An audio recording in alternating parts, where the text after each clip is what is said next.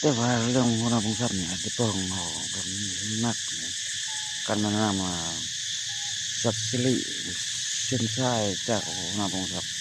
ดวงน้ำท่าก็3 ล้านติดพอลงเจ้าก็10ไปใช้เฮ้ย7เมื่ออ่านทำเคลื่อนนำคลองเนาะไป13ได้ที่10มี6 ล้านนั้นเอาว่ากันถึงกันเขาพิลังแก้เขาว่าจนได้เก็บขี้เหงื่อคอทางเขาก็บ่เรือคือแต่ละเทื่อเนาะแต่อยู่ชนมาทุเรียนย้อนมีอีลุงบุญเทียงเขามาบ่แจ้งเนี่ยส่วนหลายแม่นราชการมาแต่ประเทศไทยนี่คันว่าหัวหน้าพงศัพท์บ่แม่นจะได้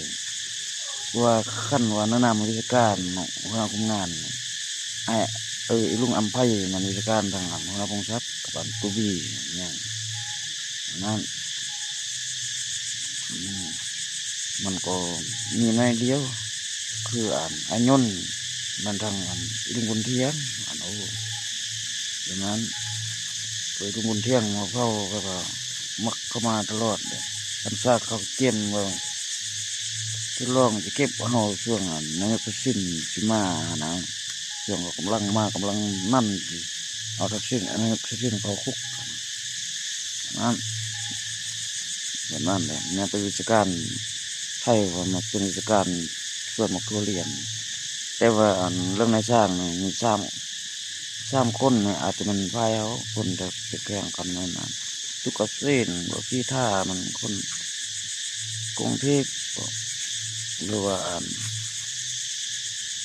ชีต้อยเนี่ยจะรถมันเทโบแต่เขาต้องแก้เขานิ่งก่อนนะเขานี่ออกจากกันจนทุเรียนกันมันประตูพายวิชาการเอาเชื่อพี่ไปมันพายเจ้าชีวิตมาคือแบบว่าแบบเขาผ้าเนี่ยว่าแบบพวกเข้าใจ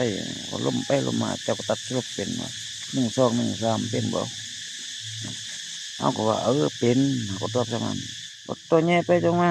ยังทำเรื่องเก่าอยู่เจ้าตัดสลบเป็นบ่1 2 1 3เป็นบ่อ้าวว่าพวกพี่ตัวว่าพี่อ้าวมันก็เป็นแล้วบ่เขาเคยไอ้เรียนนำกันแล้วนะอยู่ทางพงษาจะค่อยอ่านว่าพระอยู่ภายใจชีวิตดวงช่วยมดเลยช่วยคือเขามีสงครามภัยพิบัติคือเมียนมาติดแทบกับประเทศไทยติดแทบกับเจ้าชายเจ้าชีวิตคืออเมริกาติดแทบกับ